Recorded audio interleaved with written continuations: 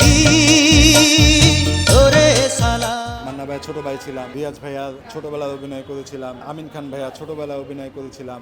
একসময়ের জনপ্রিয় শিশু শিল্পী, আজকে তাকে দেখা যাচ্ছে রাজধানীর ফুটপাতে জুতা বিক্রি করতে। কেন একসময় জনপ্রিয় শিশু শিল্পী রাস্তার পাশে জুতা বিক্রি করছেন? দর্শক, তার কাছ থেকেই জেনে নেই তার পূর্বের সেই ইতিহাস। বাপ্পি ভাই কেমন আছেন? জি আলহামদুলিল্লাহ ভালো। আমরা যতটুকু জানি এবং দেখতে পেরেছি, আপনি শিশুকালে বেশ কিছু সিনেমায় অভিনয় করেছেন। আজকে আমরা দেখতে পাচ্ছি আপনি ফুটপাতে জুতা বিক্রি করছেন, এর কারণটা কি একটু বলুন। এই কারণটা আসলে আমি শিশুকালে অভিনয় শিল্পী ছিলাম, অভিনয় করেছি।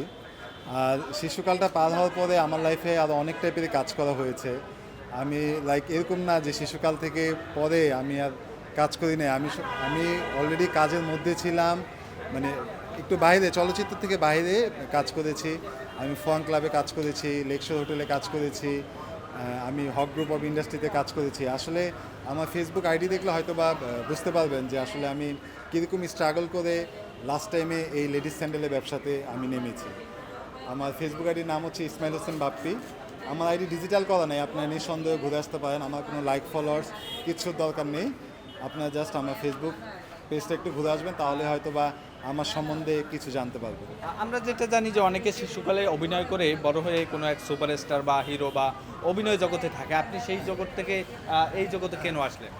আসলে আসলে ছবিতে কাজ করা বা ফিল্মে কাজ করা আসলে প্রত্যেকটা মানুষেরই ড্রিম থাকে, আশা থাকে, ইচ্ছা থাকে। আর সেই দিক থেকে আমি তো ছোটোবেলা থেকে ছিলাম, আমি লেগে থাকতে পারতাম বা এখনও আদৌ লেগে থাকতে চাই বা লেগে থাকবো। বাট এখন যে চলচ্চিত্রের যে অবস্থা যেটা দেখতেছি, যে প্রেক্ষাপটে, আমাকে মাফ করবেন বড় বড় গুণীজনরা, তো যদি একটু চলচ্চিত্রটা যদি একটু ঠিক হতো, তাহলে লাইফে ইচ্ছা ছিল যে আবার যাওয়া, চলচ্চিত্রতে অংশগ্রহণ করা। এখন আপনি কি চলচ্চিত্রে আবার যেতে চাচ্ছেন কিনা?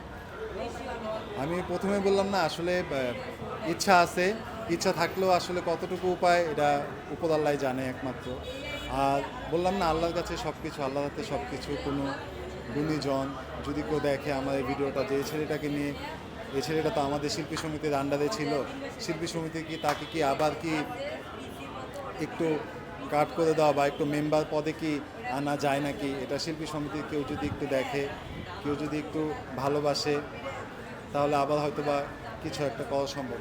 আমরা আপনার কাছে আরেকটা বিষয় জানতে চাই, আপনি মূলত কিভাবে এই চলচ্চিত্র জগতে যুক্ত হয়েছিলেন? আচ্ছা, যুক্ত হয়েছিলাম সেটা আসলে আমার পুরোপুরি সব গল্পেরই আসলে আমার এই জীবনের গল্পের মহানায়ক ছিল আমার আব্বা নিজে। আমার গল্পের মহানায়ক তিনি মহানায়ক এই কারণ আমি ছোটোবেলায় আমি চলচ্চিত্র গেটই আমি চিনতাম না। মূলত আব্বার কৌতূহল বসে, আর আমার আব্বা, ওই যে বললাম না আগে, প্রায় 35-40 বছর ধরে আমার আব্বু ফার্ম গেটে ব্যবসা করে। তো সেই ক্ষেত্রে ফার্ম গেটে থেকে আমাদের আনন্দ হল, ছন্দ হল খুব কাছাকাছি, চোখের পলক পড়লেই দেখা যায়। তো সেই থেকেই আসলে আব্বার কৌতূহল জাগে যে ওনার ছেলেকে সে টিভির পর্দায় দেখবে, ওনার ছেলে শুটিং করবে। ওনার এই কৌতূহল জায়গাতে আসলে আব্বার ইচ্ছার কারণেই আসলে আমার এই চলচ্চিত্রতে যাওয়া, আর আব্বার চেষ্টার কারণেই আমি ছবি করতে পারা। আপনি ছোটবেলায় মূলত কোন কোন অভিনেতার সাথে অভিনয় করেছেন বা কোন অভিনেতার ছোটকালের অভিনয় করেছেন, বিষয়টা একটু বলবেন। আসলে ভিডিওর মাঝখানে হয়তো বা আপনারা দেখবেন আমার সমস্ত এভিডেন্স, সমস্ত প্রুফ আমার ভিডিওর মাঝখানে দেওয়া, যে আমি কার কার সাথে আমার ছবি করেছিলাম, কার সাথে আমি অভিনয় করেছিলাম। প্রত্যেকটা ফুটেজে আপনারা চিন্তা করলে বা দেখলে হয়তো বা বুঝবেন যে এই ছেলেটা ওনাদের সাথে কাজ করেছিল। আর আমি মূলত মান্না ভাইয়ের সাথে, আল্লাহ ওনাকে বেহেশতে নসিব করুক, আসলে ওনার সাথে তো স্মৃতি আছে যেটা আপনাদের প্রায় আগে বলা। তো মান্না ভাইয়ের ছোটো ভাই ছিলাম, রিয়াজ ভাইয়ার আপনার ছোটোবেলায় অভিনয় করেছিলাম, আমিন খান ভাইয়া ছোটোবেলায় অভিনয় করেছিলাম। পরে পল্লব ভাইয়ার একটা নাটকে ছোটো ভাই ছিলাম। তো সমস্ত সব কিছুই, আরেকটা মনে নাই, এফআই মানিক আঙ্কেলের ভুল সবই ভুল টেলিফিল্ম করেছিলাম আনোয়ার আন্টির সাথে। আন্টি আমাকে দেখে চিনে নাকি, এটা একমাত্র আল্লাহ মাহবুব জানে।